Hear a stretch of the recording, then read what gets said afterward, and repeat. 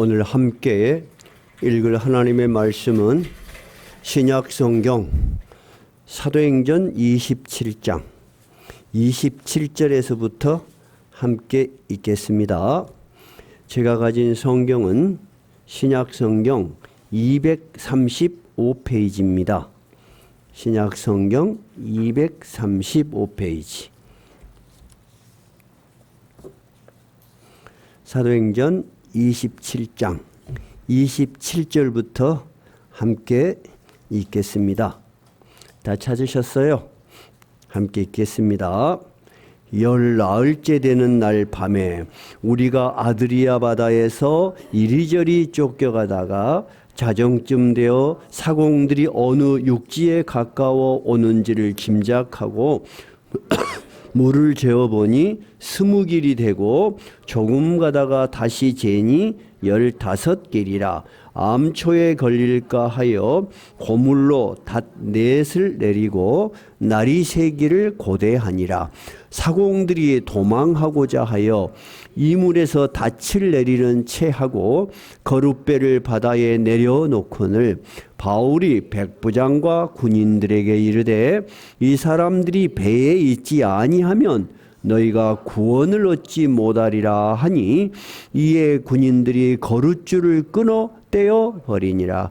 날이 새어가매 바울이 여러 사람에게 음식 먹기를 권하고 이르되 너희가 기다리며 먹지 못하고 줄인 지가 오늘까지 14일인즉 음식 먹기를 권하노니 이것이 너희의 구원을 위하는 것이요 너희 중 머리카락 하나도 잃을 자가 없으리라 하고 떡을 가져다가 모든 사람 앞에서 하나님께 축사하고 떼어 먹기를 시작하매 그들도 다 안심하고 받아 먹으니 배에 있는 우리의 수는 전부 276명이더라.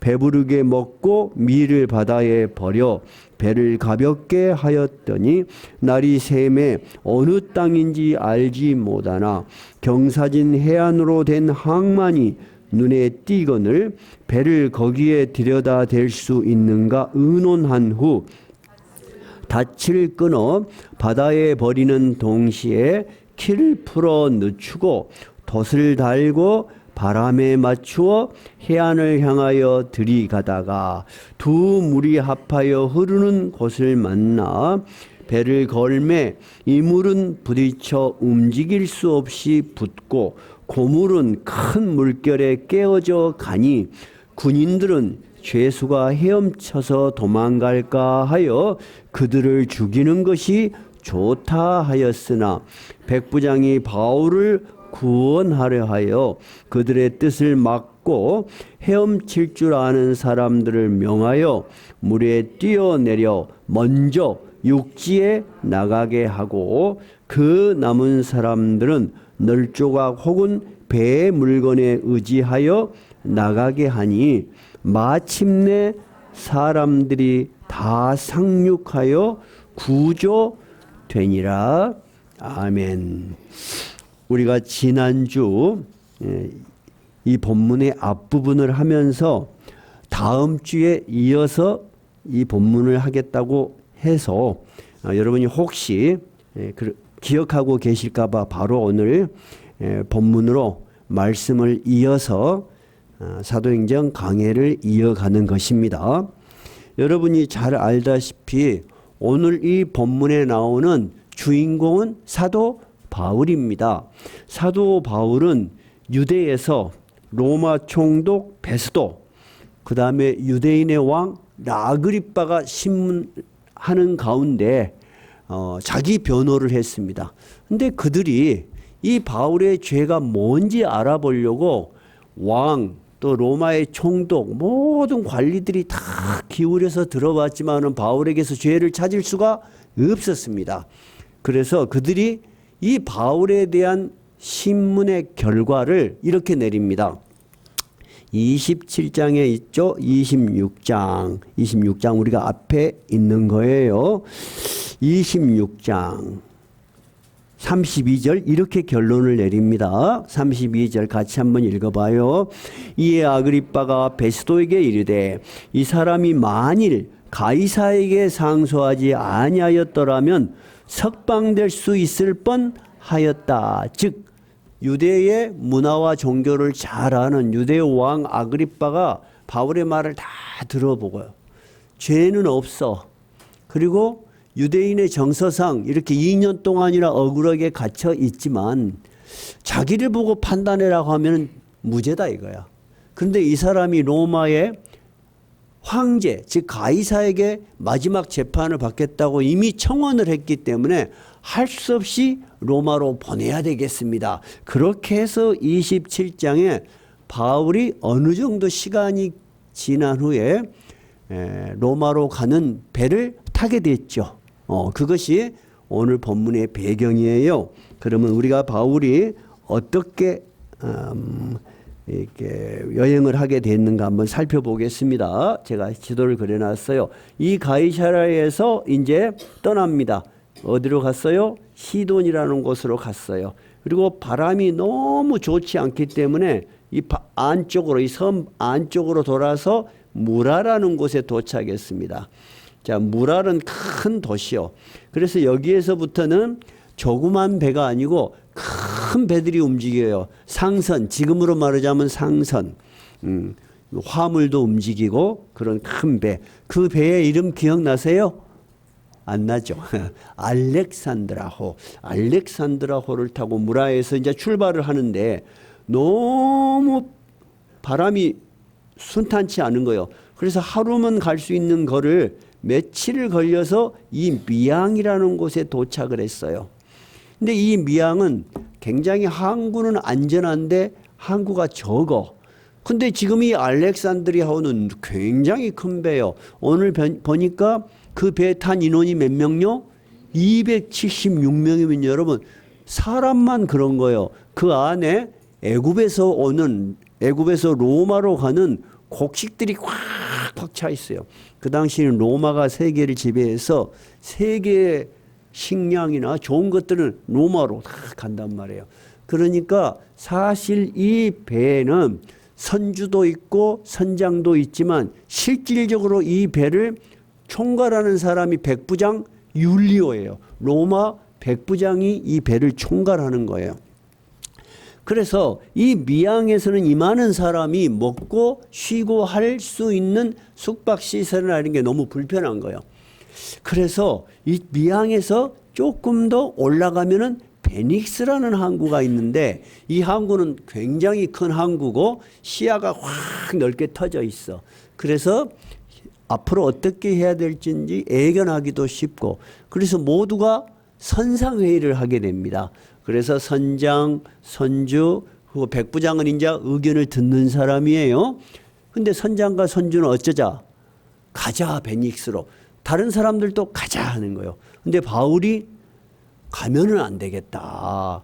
우리가 만약에 이 항해를 무리하게 가면은 배뿐만 아니라 화물뿐만 아니라 우리 생명도 위험하다. 그런데 백부장은 바울에 대해서 성경 전체로 보니까 일종의 존경심은 가지고 있었지만은 바울이 배에 대해서 뭐를 알겠어 하는 생각을 가졌는 것 같아요.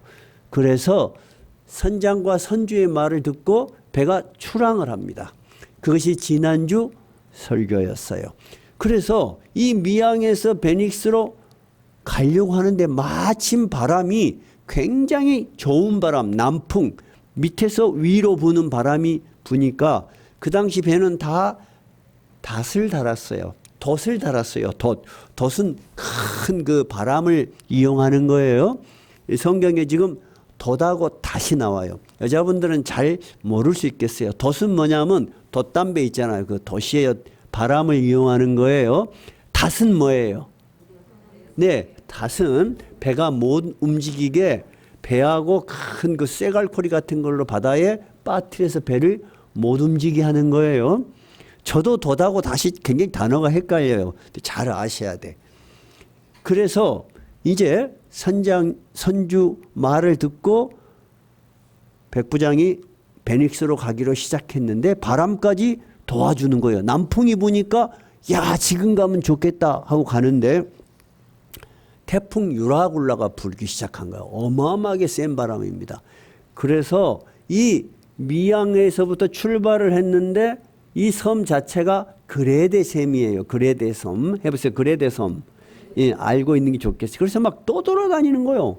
근데 얼마나 겁이 나고 폭풍이 막 세게 쳤는지 이틀, 첫날은 정신이 없어. 이튿날은 이러다가 다 죽겠다. 그러니까 뭐를 버려버려요? 화물을 다 버려버려요. 그 비싼 화물을. 이 배의 목적은 상선이에요. 화물선이에요. 이 배에 있는 짐을 버리는 것은 어마어마하게 돈을 버리는 거예요. 짐을 다 버려버려요. 하루 더 되니까 이제는 이제 큰일 나서 살 수 있는 가능성이 없어. 그러니까 이제 배를 움직이는 무거운 모든 연장들을 다 버려버린 거예요. 정말 위기 상황이라는 걸 우리가 알 수가 있어요. 자, 그렇게 됐죠. 그렇게 해서 배가 막 떠돌아다니는 것입니다. 그래서 27장 20절 우리 한번 읽어볼까요?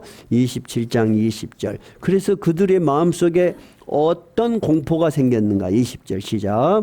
여러 날 동안 해도 별도 보이지 아니하고 큰 풍랑이 그대로 있음에 구원의 여망마저 없어졌더라.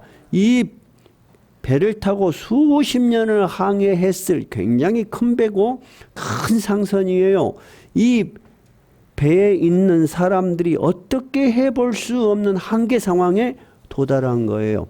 그래도 방향을 잡으려면은 해를 보거나 별을 보면은 그들은 방향을 잡을 수 있어요. 별을 보고 바로 관측을 해요. 근데 해도 안 떠. 그냥 별도 안 보여. 그 말은 뭔 말이요? 하루 내내 폭풍우에 시달리고 막 비가 오고 막 바람이 불고 그랬다 그런 말. 그래서 살 소망이 없어졌어요. 근데 바울 사도가 이야기를 하는 거예요. 여러분 안심하십시오. 하나님께서 어제 저에게 천사가 나타나서 이렇게 이야기하셨습니다. 자, 23절 읽어봐요. 내가 속한 바 곧 내가 섬기는 하나님의 사자가 어젯밤에 내 곁에 서서 말하되 바울아 두려워하지 말라. 네가 가이사 앞에 서야 하겠고 또 하나님께서 너와 함께 항해하는 자를 다 내게 주셨다 하셨으니 그러므로 여러분 안심하십시오. 나는 나에게 말씀하신 그대로 되리라. 그 하나님을 믿습니다. 그렇게 이야기하면서 우리가 지금은 이렇게 희망이 없어 보이지만은 언젠가 섬에 걸릴 것입니다. 육지에 도달할 것입니다. 하는 이야기를 한 거예요. 그런데 바울 사도가 이렇게 이 말을 했을 때 그 말을 들은 선원들, 선주들, 군인들, 사람들은 어떻게 생각했을까요, 여러분? 믿었을까요? 안 믿었을까요? 안 믿었지만은 어떤 사람이 좋은 말을 하고 어떤 사람이 자신 있게 말을 하면 약간의 희망을 걸어볼 수는 있겠네요. 저는 항상 이 성경을 읽을 때 일반적인 눈으로 봅니다. 종교라는 것을 더 좁은 의미로 우리가 믿는 기독교 신앙을 너무 신비한 것으로만 이해를 하면 성경을 이해하는데 어려움이 있을 수 있어요. 이 성경이 위대한 점은 뭐냐면 사람이 살아가는 삶의 현장을 그대로 다루고 있다는 거예요. 참 하나님께서는 신비하고 특이하신 방법으로 하나님이 살아계시고 하나님이 자기를 믿는 백성들을 어떻게 도우시는가를 말로만 가르치시는 것이 아니고 때로는 우리가 살아가는 삶에서 일어나는 그 일 그대로 속에 하나님은 보이시지 않는데 하나님이 이루시는 일들이 기록되어 있는 거예요. 여러분 한번 생각해 보세요. 이 배가 희망이 하나도 없는데 276명 중에 한 명인 죄수 바울이라는 사람이 여러분 안심하십시오. 제가 어제 하나님의 사자가 제게 이런 말을 했습니다. 그러면 귀는 기울이고 이 절망 속에 누군가가 말을 하니까 기대는 하지만은 깊이 마음속에 뿌리를 내리지는 못할 거예요. 그죠? 우리도 많은 분들에게 그들이 인생의 결과가 어떻게 되는지 전도를 하잖아요. 여러분 분명히 전도들 하시죠. 또 오늘 우리 이장로님께서 10월에 있을 이웃사랑 초청 예배도 이야기하셨어요. 분명히 여러분은 약 2, 3개월 남은 기간 동안에 사람들에게 이 성경에 대해서 하나님에 대해서 말을 하실 거예요. 그러죠? 근데 그들은 들을 때 어떻게? 듣기는 듣지만 마음 깊숙이 그것이 뿌리를 내리지 못할 수가 있어요. 그것을 우리가 어떻게 알 수 있느냐? 오늘 본문을 통해서 알 수가 있어요.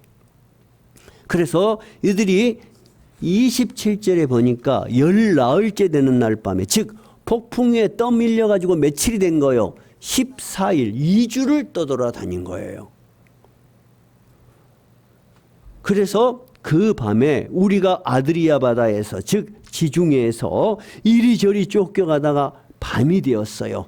그래서 사공들이 어느 육지에 가까이 오는 것을 짐작했다. 자, 어떻게 이들이 아무것도 보이지 않는 이 바다에서 어느 육지에 오는 줄을 짐작했을까? 이 배에서는, 바다에서는 소리가 잘 들려요. 파도가 육지에 부딪혀서 찰싹거리는 소리나, 그리고 물보라가 바다에 부딪혀서 팍 일면은 형광물질 같은 것이 있는지 잘 보여요. 아마 어떤 소리가 좀 평상시하고 다르다 생각했을지 모르겠어요. 그래서 물의 깊이를 재어봤어요. 그래서 물의 깊이를 재어보니까 28절 처음에 몇 길?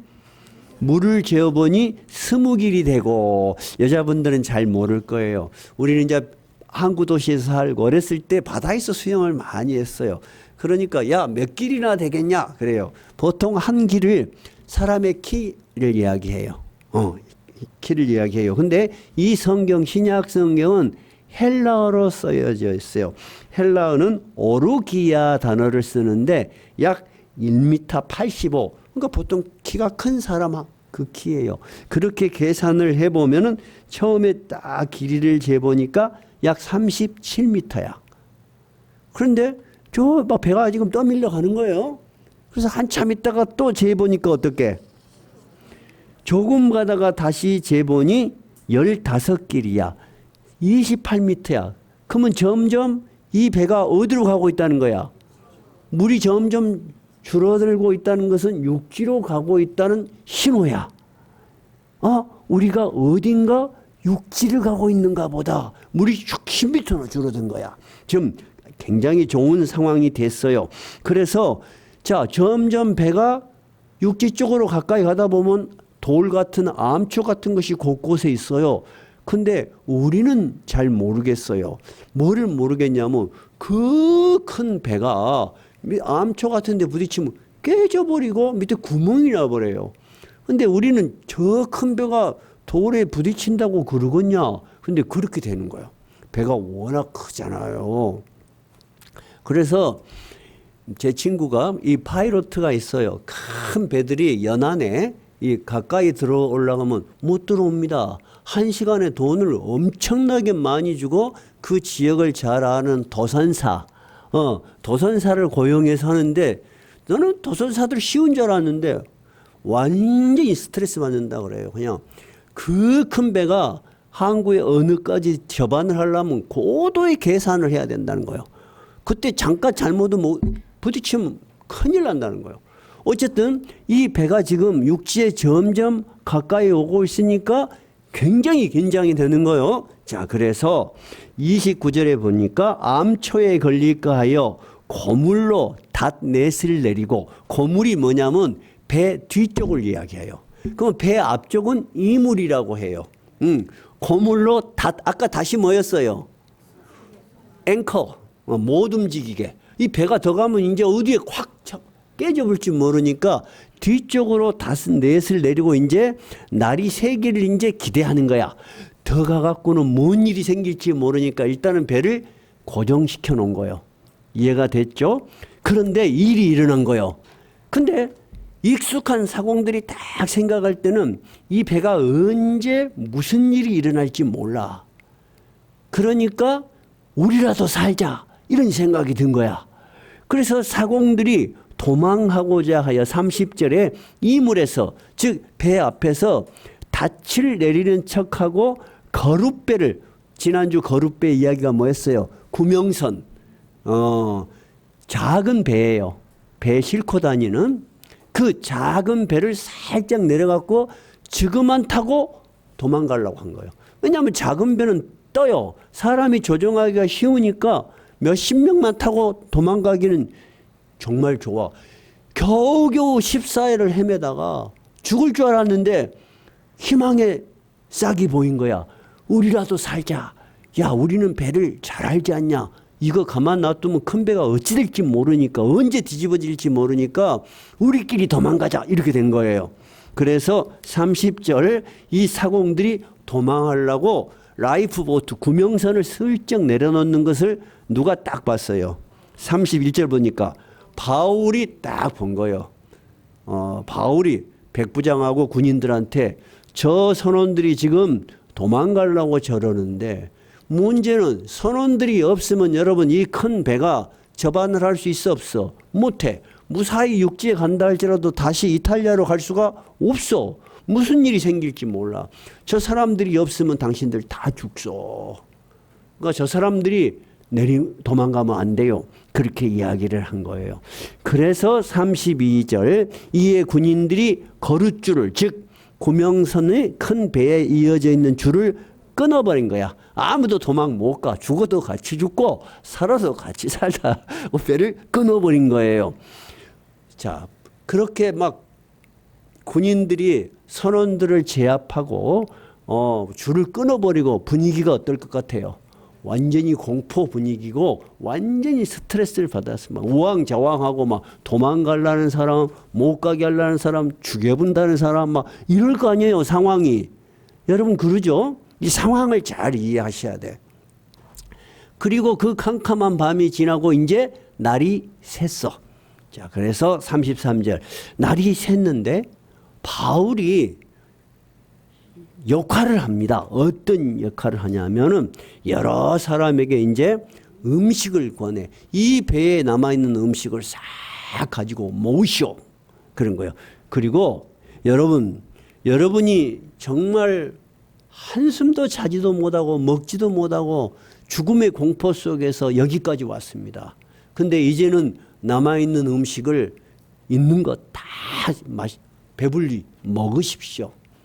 그렇게 이야기를 하는 거예요. 그러면서 34절 한번 읽어봐요.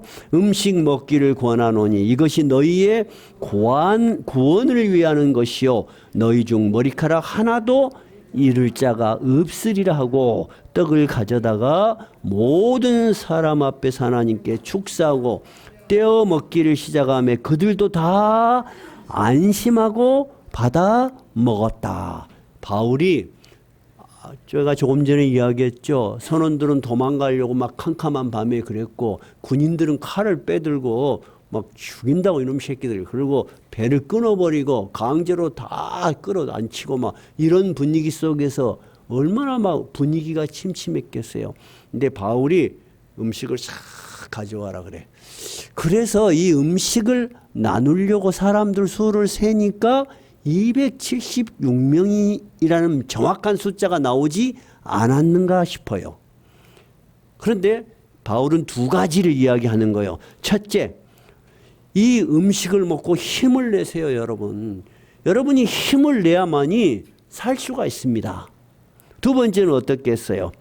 여러분 중 한 사람도 머리카락 하나도 잃을 자가 없습니다. 바울은 어떻게 그런 말을 할 수 있었죠? 하나님께서 자기에게 약속하신 그 약속을 바울은 변함없이 믿고 흔들림 없이 믿고 있었다는 거예요. 그러니까 이 사람들은 오래전에 바울한테 그 말을 들었는데 하나도 힘이 안 돼. 그냥 기회가 오니까 도망가려고 발버둥을 치고 군인들은 저것들 없으면 죽는다니까 죽여보라 그러고 전부 다 칼을 빼들고 난린 거야. 근데 바울이 그 약속을 다시 상기시키면서 하나님께 감사의 기도를 드려요. 그럼 여러분 생각해 보세요. 바울이 지금 하나님께 떡을 다 들고 감사해요.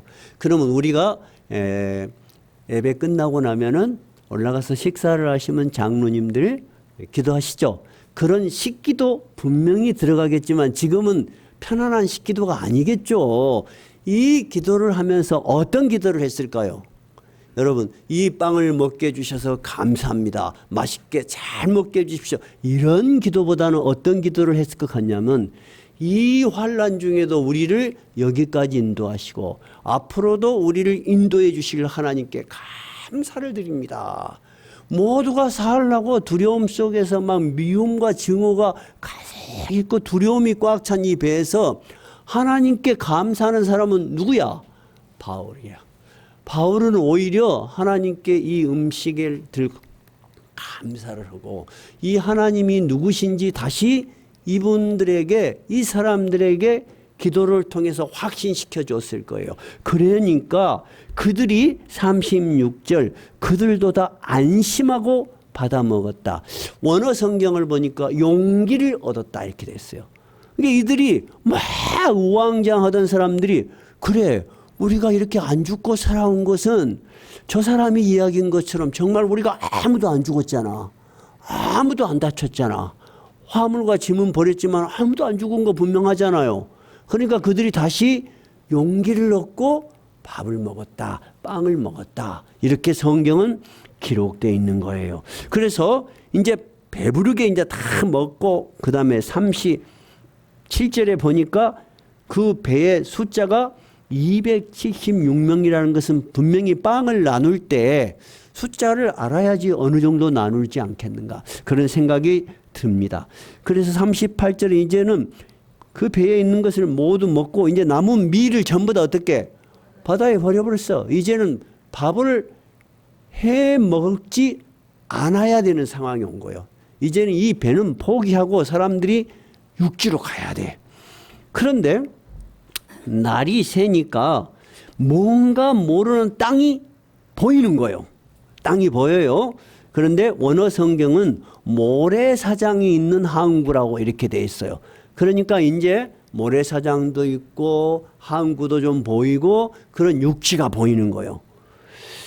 그래서 40절 이제는 닻을 이제 끊어서 작은 바람을 이용한 작은 이제 돛을 탁 해가지고 바람에 맞추어 해안을 향하여 들어갑니다. 아까 제가 이야기한 대로 큰 배가 해안에 접안하기가 굉장히 기술이 좋아야 돼요. 이제 큰 돛을 달면 안 돼. 작은 돛으로 이리저리 이제 조심해. 그러면 가서 쾅 부딪혀 버리잖아요. 깨진단 말이에요. 40절 한번 읽어봐요. 닻을 끊어 바다에 버리는 동시에 키를 풀어 늦추고 돛을 이번에는 달고 작은 돛일 거예요. 바람에 맞추어 해안을 향하여 들어가는 거예요. 이제 조심조심 쫙 들어가는데 뭐 이렇게 좀 더 시설이 넓고 편하면 여러분이 영상 지도를 통해서 보면 좋은데 그 도착해야 될 섬이 두 물이 합해지는 거야.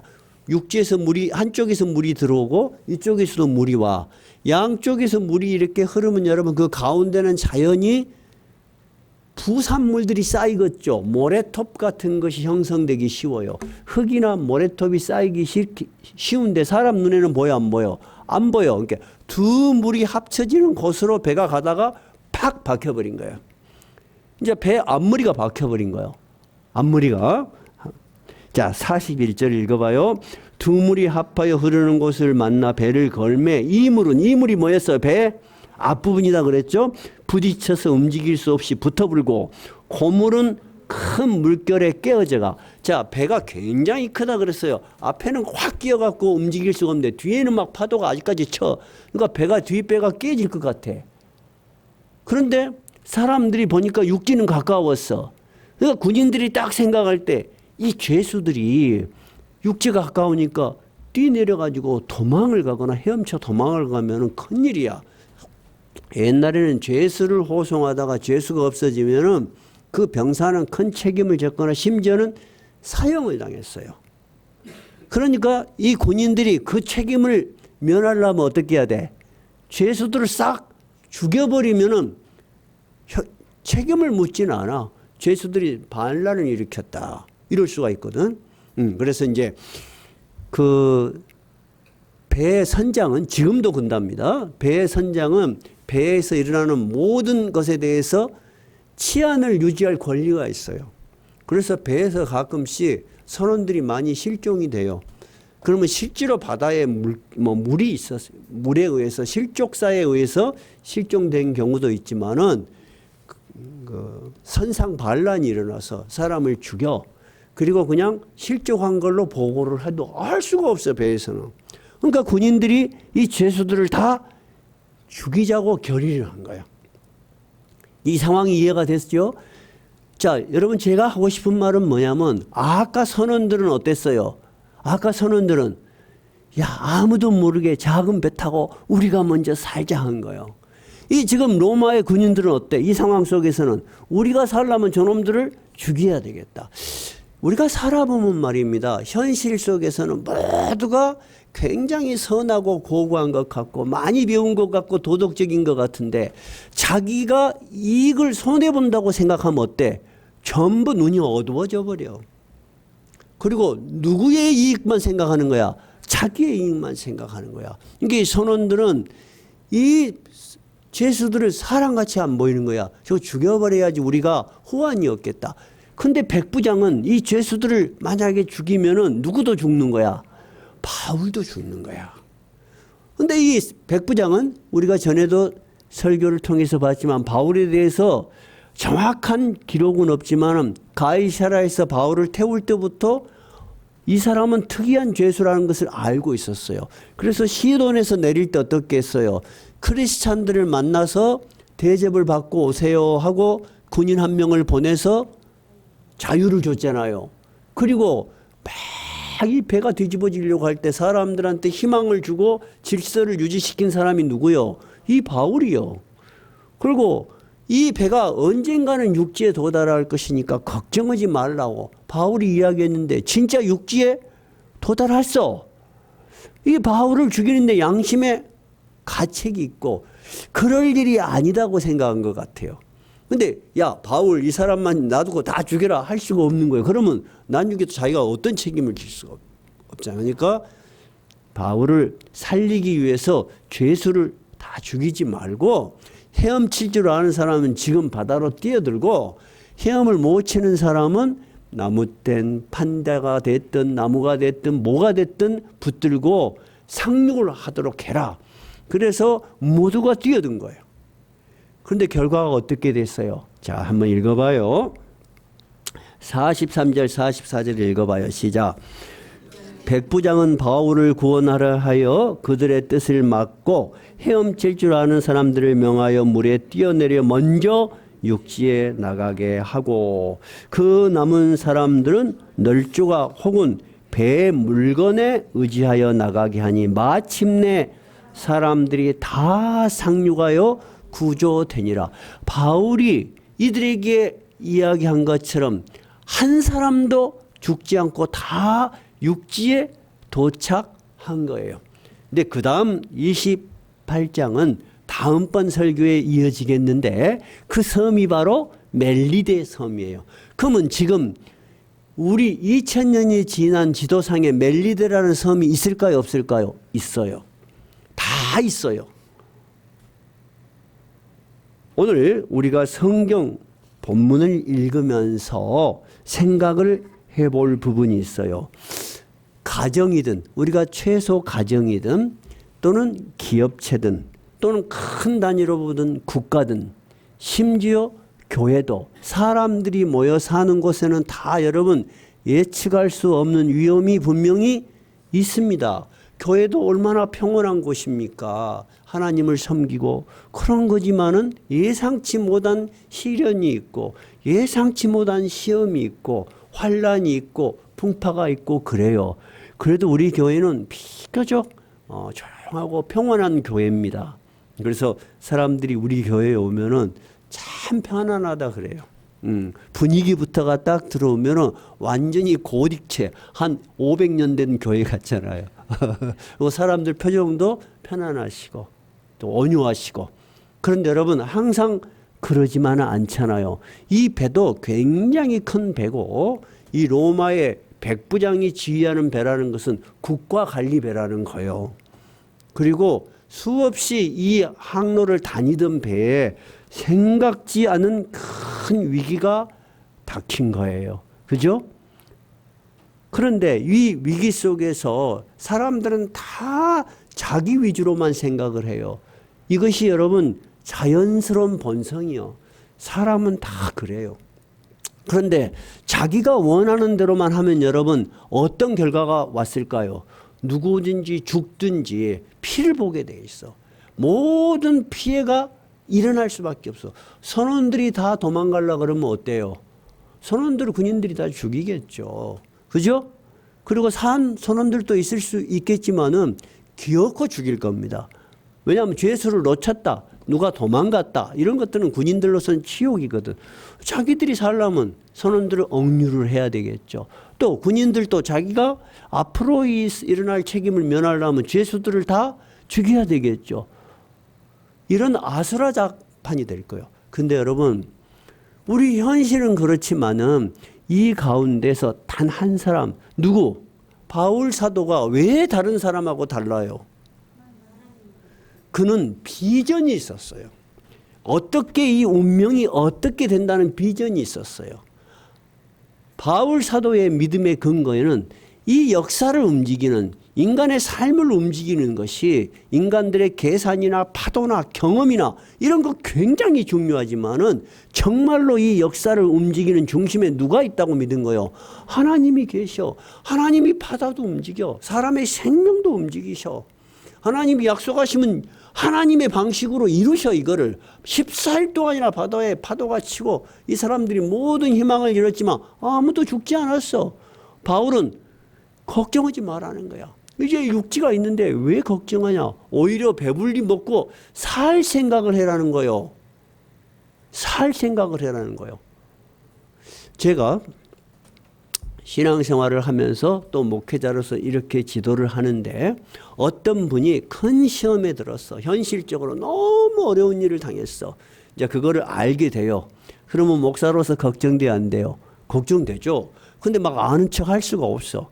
왜냐하면 그분도 나름대로 자기의 지식과 지혜로 해보려고 애쓰고 있는데 옆에서 아는 척 하거나 또는 쉽게 이야기를 하면 안 되겠죠? 그럼 목사는 애 같아요. 근데 기준이 하나예요. 제가 목회자라서는 이야기가 아니에요. 그 어렵고 힘들고 막 머리가 아픈데 그분이 기도가 잘 될까요? 잘 안 돼요, 여러분. 솔직히. 그냥 교회에 멍하니 앉아 있는 거야. 그런데도 안 빠지고 이 하나님을 붙들고 계속 신앙생활하는 사람은 일어서요. 진짜 일어섭니다. 근데 그런 시련이 오고 그러면 아이고 나 몰라. 그리고 교회 생활을 안 해. 교회를 안 다닌다 그런 이야기가 아니에요. 하나님에 대한 믿음과 끈을 놓쳐버리면 어찌 되냐. 영영 파도에 떠밀려 가는 거예요. 굉장히 돌아오기가 힘들어요. 근데 계속 하나님을 붙들고 그 속이 타지만은 하나님을 붙들고 일어섰어. 그분은 어떻게 될 것 같아요? 굉장히 중요한 신앙의 경험을 갖게 돼요. 어떤 경험? 하나님이 나와 함께 하셨다는 거예요. 여러분 예수 그리스도께서 이 땅에 오실 때 이 이름을 예수라 하라 하고 가르치기도 했지만 또 뭐라고 가르칩니까? 임마누엘이라고 가르칩니다. 임마누엘 뜻이 뭐예요? 하나님이 나와 함께 하시다. 우리와 함께 하시다. 하나님이 우리와 함께 하시자는 역사적 신비가 예수 그리스도가 이 땅에 오신 것이고 우리가 예수 그리스도를 믿는다는 것은 하나님이 나와 함께 하심을 믿는 것이에요. 이 많은 사람들이 있고 이 세상에 경험이 많은 사람들이 있고 누구도 죽일 수 있는 무력, 힘을 가진 사람도 있었지만 아무도 이들에게 희망과 비전을 이야기할 수 없었어요. 근데 하나님의 사람 바울만이 딱 서서 여러분 두려워하지 마십시오. 여러분 머리카락 하나도 다치지 않을 것입니다. 여러분이 지금 해야 될 일은 내가 어떻게 하면 살 것인가, 어떻게 하면 내가 탈출할 건가 아니고 여러분에게 남은 빵을 먹고 힘을 내서 하나님을 의지해서 육지에 상륙하는 것입니다. 지금 바울 사도가 이들에게 하는 이야기예요. 오늘 우리가 본문을 통해서 보니까 며칠 전에 바울이 사람들에게 했던 하나님의 비전, 우리 중에 아무도 다치지 않을 것이다 하는 비전은 그들에게는 힘이 됐어요, 안 됐어요? 안 된 거예요. 우리가 아무리 복음을 전해도 그들에게는 좋은 말, 네가 해주는 말, 그래 뭐 나쁜 말 아니니까 듣는 것에 불과한 거예요. 자기의 현실에서 힘이 안 되는 거예요. 근데 흔들림 없이 이 비전을 가지고 꿋꿋하게 마지막까지 하나님을 대변한 사람이 누구예요? 바울 사도예요. 신앙을 가진 사람이 그래서 여러분 모두를 살리는 역할을 할 수 있는 거예요. 사람들은 다 이기적이에요, 여러분. 여러분도 사회생활하면서 많이 겪으셨을 거예요. 누구나 다 어려움이 닥치고 자기에게 곤란이 오면은 이기적이 돼요. 근데 우리는 이기적인 것을 넘어서 하나님의 비전을 볼 줄 알아야 되고 하나님의 비전을 쫓아서 갈 줄 알아야 되고 하나님의 비전이 이루어질 줄 아는 믿음을 가져야 되는 것입니다. 여러분 믿으십니까? 믿으셔야 됩니다. 그러한 경험이 바로 살아계신 하나님이 나의 하나님이 되는 그런 경험이 되는 거예요. 그래서 저는 제가 살아온 이런 신앙의 과정 또는 현실의 어려움들을 돌아보면서 여러분들이 어려움을 당할 때 많이 걱정하지 않습니다. 이분이 아무리 힘들지만 하나님을 붙들고 계속 나간다면 반드시 하나님이 일으켜 세우는 길을 보여주실 것이다. 그러므로 그분의 신앙이 이제 반석처럼 굳어질 것이다. 하나님은 그런 계획을 가지고 계실 것이다. 저는 그렇게 믿습니다. 그렇게 믿지 않으면 목회자로서 전전긍긍하고 불안해할 수 있겠죠? 근데 저는 여러분들에게 대해서 염려하고 사랑하는 것은 있지만 전전긍긍하지 않습니다. 왜냐하면 나의 능력으로 여러분의 문제를 해결하는 것이 아니고 하나님의 그 거대한 섭리 속에서 여러분에게 일어난 일을 하나님이 아시고 여러분의 일이 어떻게 진행될 것을 아시고 여러분이 앞으로 그 일을 딛고 어떻게 변화하고 발전하고 성장할 것을 하나님은 계획하고 계시는 것을 저는 믿기 때문입니다. 그것이 오늘 본문에 바울 사도가 마지막 이 혼란스러운 상황에서도 그 떡을 들고 이 276명을 위해서 하나님께 감사 기도를 한 거예요. 그 감사 기도는 맛있게 식사를 하자는 기도가 분명히 아니었을 것이에요. 어떤 기도였을까요? 여기까지 우리를 인도해 주신 하나님을 인정하는 기도였을 거예요. 그러죠. 그리고 우리를 또 분명히 약속을 이루시는 하나님에 대한 신뢰고 경외였을 거예요. 그러니까 두려움에 또 이기심에 가득 찬 사람들이 어떻게 됐다고요? 비로소 용기를 얻고 본문의 성경은 안심을 하고 그런 말이에요. 그 다음에 그 떡을 다 먹은 거예요. 그래서 힘을 얻고 모두가 뛰어내려서 육지에 한 사람도 빠짐없이 다 구조된 것입니다. 오늘 우리가 본문에 나타난 것처럼 바울 사도에게만 하나님은 이러한 역사를 하시는 것이 아닙니다. 요한복음 16장 33절에 보면은 예수님께서 자기가 십자가를 질 시간이 왔다는 것을 아셨어요. 그러면 이 제자들이 얼마나 두려워할지 다 도망가고 숨고 막 벌벌벌벌 떨 것을 아셨어요. 그래서 마지막 16장 33절에서 이렇게 이야기를 해요. 세상에서는 너희가 환난을 당하나 담대하라. 너희들이 예수를 믿는다고 해서 신앙을 믿는다고 해서 시련이 없고 환난이 없는 것이 아니다는 거예요. 세상에서는 너희가 환난을 당하나 담대하라. 따라해 보세요. 세상에서는 너희가 환난을 당하나 담대하라. 근데 우리가 담대할 수 있는 근거가 뭘까요? 근거. 용기를 내어라? 아니면은 의지를 강하게 해라? 아니에요. 예수님 이렇게 얘기해요. 내가 세상을 이겼노라. 너에게 사명을 주고 너를 제자로 부르고 너를 나의 백성으로 삼은 내가 이 세상을 이겼노라. 내가 죽음도 이기는 하나님임을 보여줄 것이다. 그러니 너희들이 나를 믿는다면은 담대해야 되지 않겠느냐. 오늘 예수님께서는 바울 사도에게만 이런 비전과 약속을 하시는 것이 아니고 예수님을 따르는 모든 주의 제자들, 우리들 낮은 울타리 성도들에게 이 말씀을 하시는 거예요. 이 믿음이 바울 사도가 우리에게 보여준 믿음이고 또 여러분의 믿음이 되시기 바랍니다. 찬송가 263장입니다.